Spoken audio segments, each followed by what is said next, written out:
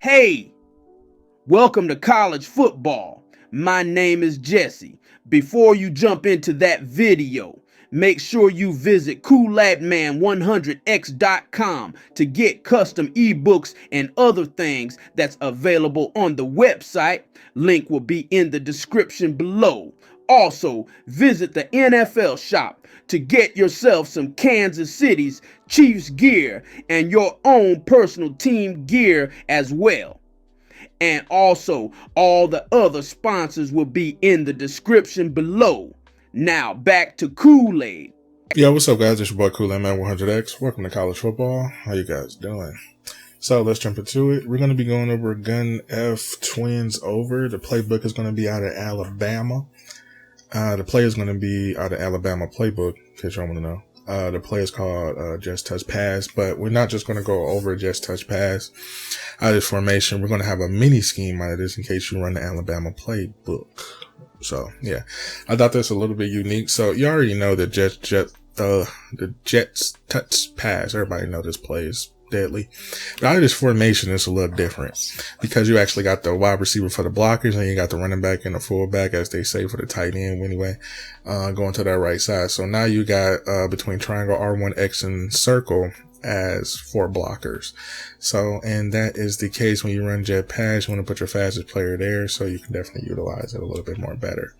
So when you run the jet pass here, you see the blockers are set up perfectly for this play, so you can break out anytime that you want. But in case though you want to take it to the next identical level, a lot of people that don't understand, for jet pass you can actually put your fastest guy there.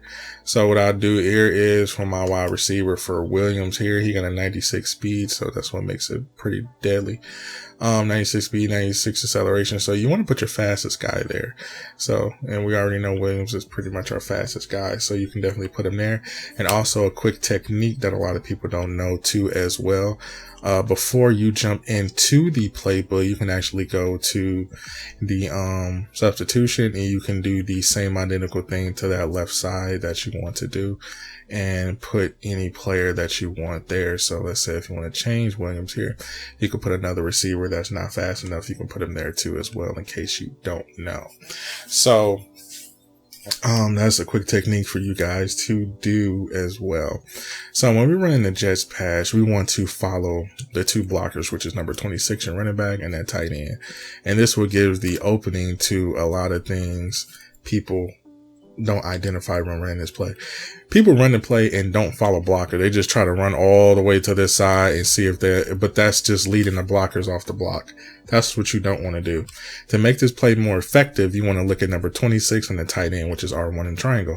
So when you pay attention to these guys, you can actually level up and you can definitely run this play a little bit more better. Just follow the 2 blockers. They're indicating where you need to go. So when you're following these 2 blockers here, either 81 or 26, I prefer 26 because he gives a quicker balance to you. So when you're paying attention to 26 here and you're looking at him here, and as a running back, let's say we're looking at number 26 there, right? So let's up the dev cam here so we can see 26 a little bit better. So now when we're following 26 here, you see me on the camera just following number 26. I'm angling. This is my first level here. I'm already hitting my first level. Still looking at 26 here. I already hit my second level. Still looking at, now I'm switching over. So now 26 is went under block. Now this is just based on your receiver speed. So I'll just speed right past him. Now I got 1-on-1. So now I can actually move down the field a little bit more faster. So that's what makes this play deadly, is just following the 2 blockers. 81, which is R1 or triangle, following the 2 blockers. Pay attention to that. And this will make this play a little bit more unstoppable for you, and you can understand how to run it a little bit better. Now that we understand the Jets pass, let's actually into a scheme. So now I got just inside zone, QB power, and just cross screen, and I got the just test pass. Now just inside zone is very nice because it's going to the left side of the field. So when you're doing just inside zone, you can attack both sides of the field a little bit more better, and you can definitely attack them in different ways. So that's the just inside on the left side. So now we're going to the power. This is where the running back gets the running play here on the right side of the field. So now we're attacking the left first and the right, and we're going back to it, and we identifying where to go. Messed up that run. Sorry about that. So when we going here, actually identifying it here. So when we go back to the power, we just, find the holes in the situation here. So, and this is the reason why QB power is kind of difficult to run, because it's identifying the blockers is a little different. So when you do, you see this wall you get in the instance of you running it. So when you run this play and then nickel or any type of blitz defense, be mindful of where to run. So when you're running QB power here, you want to look at the same thing. The tight end or 26, I prefer the running back here, because once you reach your first level, bam, your first level, second level, third level, bam, you done after that. It's open sales here, because he already opened.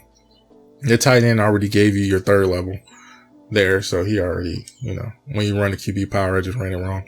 But yeah, that's QB power. And the cross screen, now this is a little bit of a tricky play, but I guess it's good. But I guess how it's ran is a little different. But bam, you get very good blocking out of here with your running back.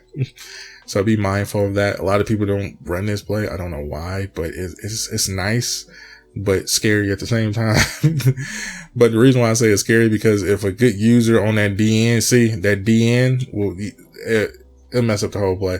But if you can sneak it in there, and if you don't have a good person with good users, or I can identify this play, I don't see a lot of people run this play. But if he does, shoot, you ain't got to worry about, getting past, because you got very good blockers when you run this cross here. So we got one in the lineman actually going out blocking for you, so you don't have to really worry about any of that situation coming, to fruition.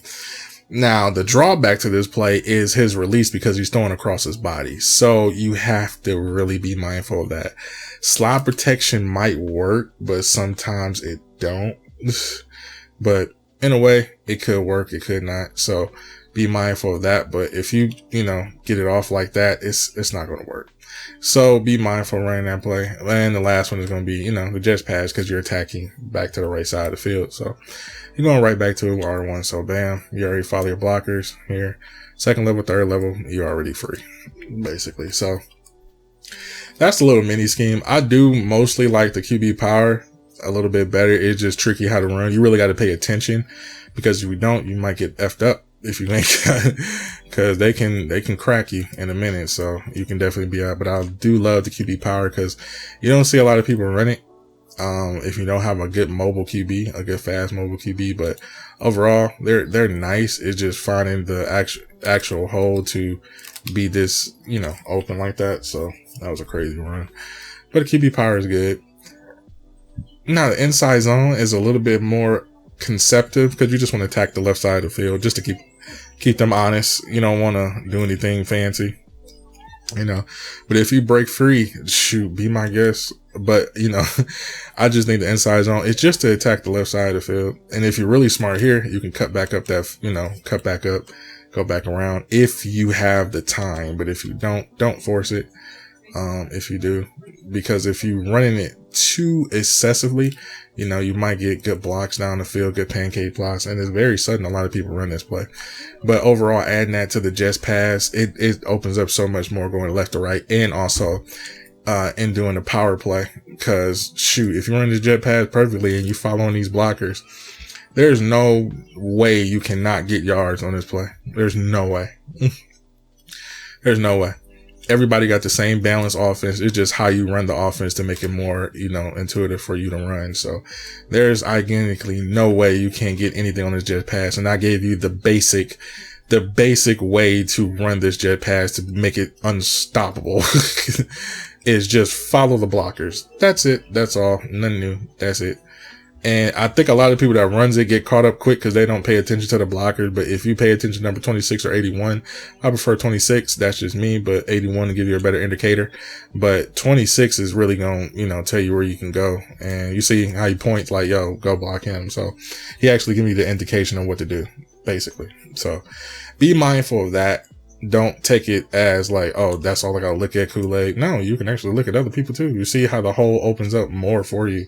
You see how it changes direction for you. It's not just identifying those two in the instance. So as you see here, now I have an inside position. I don't have to go inside. So now I can't go outside and I can go back inside. You see how he changes direction for the block. So it's depending on how you look at it, how your own custom way. That's why I say living is fundamental. You can definitely utilize that if you want to. So I hope you enjoyed this play. I'm going to catch you guys in the next one.